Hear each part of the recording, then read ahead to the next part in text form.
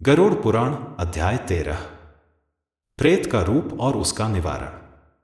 गरुड़ जी भगवान विष्णु से पूछते हैं, जो मनुष्य जाने अनजाने में पाप कर्म कर बैठते हैं, वे यमदूतों की यातनाओं से कैसे बच सकते हैं?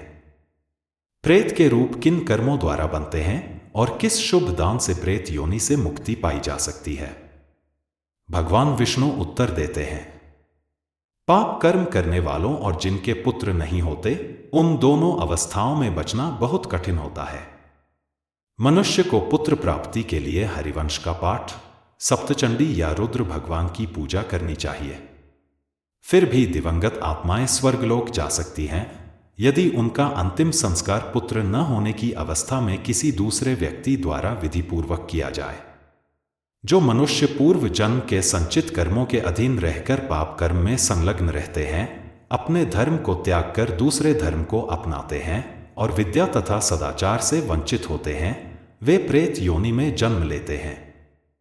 जीव अपने कर्मों के अनुसार दूसरा शरीर प्राप्त करके यमलोक में अनेक प्रकार की यातनाएं भोगता है। यमलोक के मार्ग में 16 पुर पड़ते हैं। संसार में धर्म, अर्थ, काम और मोक्ष के 4 मार्ग हैं। धर्म मार्ग पर उत्तम प्रकृति वाले प्राणी चलते हैं। अर्थ मार्ग का अनुसरण करने वाले, धन धान्य का दान करने वाले प्राणी विमान से परलोक जाते हैं। काम मार्ग पर चलने वाले प्राणी अभिलाषा पूर्ण करने वाले याचक की इच्छा को संतुष्ट करते हैं और कंधे पर सवार होकर प्रस्थान करते हैं।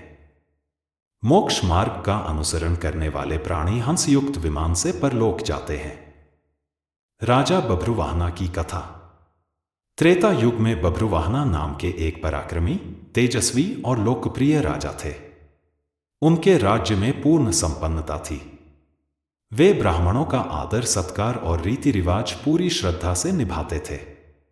एक दिन राजा अपने मंत्रियों के साथ शिकार खेलने जंगल गए।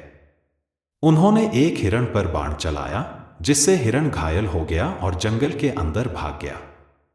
राजा भी खून के निशान का पीछा करते हुए सुनसान जंगल में भटक गए। भूख और प्यास से व्याकुल राजा एक झील के पास पहुंचे। उन्होंने झील में स्नान किया और ठंडा पानी पीकर बाहर आए। वहां उन्होंने एक सुंदर अंजीर के पेड़ की छाया में विश्राम किया। कुछ ही क्षणों में राजा ने एक भयानक प्रेत आत्मा को देखा, जो भूख और प्यास से व्याकुल थी। वह प्रेत राजा के सामने आकर बोली, हे राजन, आपकी कृपा से आज मुझे इस दुर्गति से छुटकारा मिल गया है। मैं आपका आभारी हूं। राजा ने उसकी दुर्गति का कारण पूछा तो प्रेत ने बताया, मैं भी एक देश का राजा था। मैं ब्राह्मणों की सेवा, दान पुण्य और पूर्वजों के श्राद्ध नियमित रूप से करता था, परंतु मेरे कोई संतान नहीं थी। मेरी मरणोपरांत मेरी अंत्येष्टि विधिपूर्वक नहीं हो सकी, इसलिए मुझे प्रेत योनि में भटकना पड़ा। मासिक 16 श्राद्ध पूरे न होने पर 100 वार्षिक श्राद्ध करने के बाद भी मेरी गति संभव नहीं हो सकी। राजा ने उसे आश्वासन दिया कि वह उसकी परमति के लिए आवश्यक सभी प्रयास करेगा। प्रेत ने कहा, श्री विष्णु की पूजा करें। 2 शुद्ध सोने के टुकड़ों से, जो छलकपट से न कमाए गए हों, श्री नारायण की मूर्ति बनवाएं। पवित्र जल से मूर्ति को स्नान कराएं, पीले वस्त्र और आभूषण पहनाएं और पवित्र स्थान पर स्थापित करें। पूर्व में श्रीधर, दक्षिण में मधुसूदन, पश्चिम में वामन देव, उत्तर में गदाधारी। इनके बीच में पितामह और महेश्वर की पूजा विधि पूर्वक करें। एक सांड को छोड़ने का भी प्रयोजन है। एक शैया, 13 ब्राह्मणों को भोजन और एक सोने का मटका, दूध और घी से भरा हुआ, ब्रह्मा, विष्णु और महेश की पूजा के बाद ब्राह्मण को दान करें। राजा ने जंगल से वापस आकर प्रेत की बताई विधि के अनुसार श्राद्ध कर्म और रस्में पूरी की, जिससे उस प्रेत को सद्गति प्राप्त हो गई।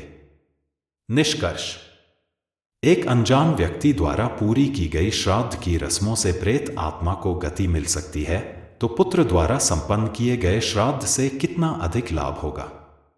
जो भी इस पवित्र कथा को सुनता है या दूसरों को सुनाता है, वह कभी प्रेत योनि में नहीं जाता।